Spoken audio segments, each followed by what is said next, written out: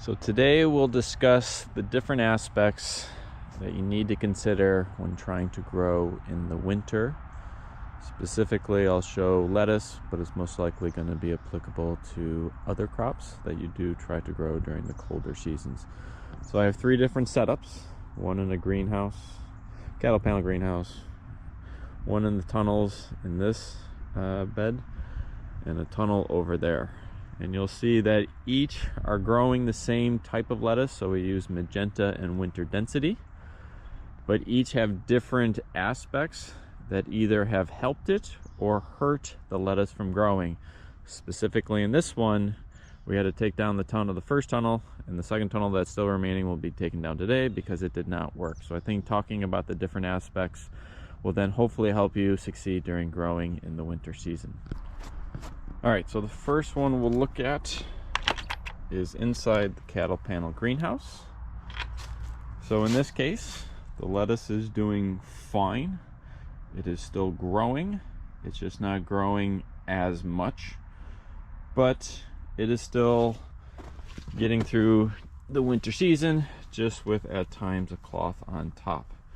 So it probably will never truly amount to actual lettuce that we pick in the next couple of months. I don't know if it will kind of hold on until March or April, but at least for right now, it is still growing, albeit at a very, very slow pace.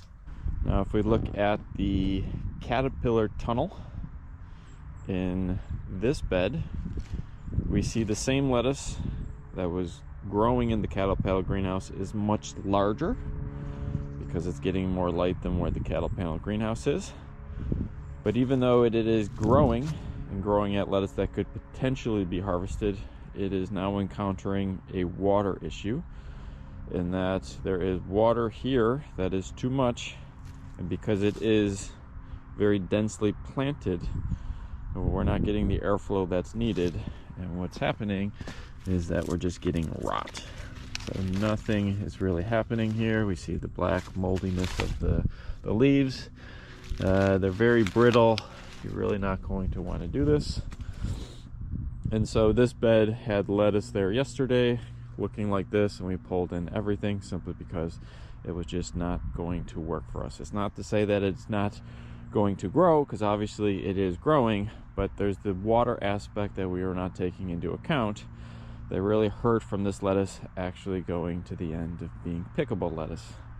So at the moment for this, we will be taking down this lettuce bed as well, since there's no point of continuing on with this. Now for the last option, still a caterpillar tunnel, but in a different bed.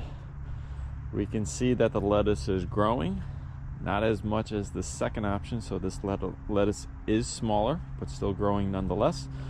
We do not see as much damage to the leaves themselves. Maybe here and there you see a black leaf, but this lettuce is still growing.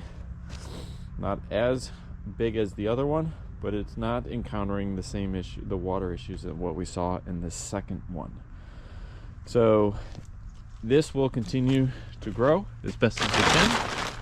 We only cover it with just the cloth right here, and we'll see how this goes in the next couple months, but this is most likely going to be the best option for us right now in order for this lettuce to survive during the winter. All right, so when we look at all the three options, we see the good and the bad, and then we have to start thinking about the different aspects that make it good and the aspects that make it bad. So the greenhouse, the cattle panel greenhouse, was good in that the lettuce did not have any mold, was growing. It is going to most likely survive, but it wasn't growing enough, because you can see there's no light on that cattle panel greenhouse. We put it there specifically because we never anticipated to truly grow.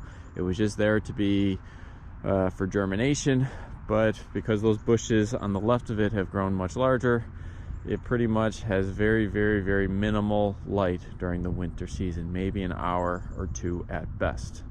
So one aspect for winter growing, like anything else, it needs light to grow, and the minimal that it gets in the winter is only made worse by having minimal of the minimal. So one aspect to take into account is make sure wherever you're planting, you maximize the amount of limited sunlight that you have in the winter. The second option grew, so now we can see the beneficial aspect of light, but with all that growth came with the water aspect that hurt it. So one, it was growing too much, that if you remember looking at it, the lettuce not only grew, but it also was very densely planted. And so as it grew, it just became much more concentrated in that area, where then you have a lot of water then concentrated with it. You can't really tell, but back there, the land slopes that way. So any water that comes over here is going to slowly come down and then pretty much concentrate on those beds back there. So there was 2 beds there, only 1 is left, none will be left after today. But with all of that water now being slanted and moving towards gravity at the end of this, you have a lot more water that's going into those beds. If you have a lot more water, you can see the condensation on the tarp. With the very, very cold that we've had this winter, you then have a lot of water that is in there, so very conducive to mold growing, but also freezing at the same time. So a lot of the black stuff also was the water present in the leaves freeze, the cells burst, and then you have dead leaves all over the place. So the reason why those caterpillar tunnels are not working on those beds is simply because there was too much water in those beds that was not conducive to good growing, even though you had the light to grow with it. Which is why the other aspect of this tunnel is working. So if you look at that one's on the low plane. This one is on an elevated plane. So now you have proper drainage. So even though both were getting the same amount of water leading up to the tarp being on it, the water here was draining because of the way the bed is set up.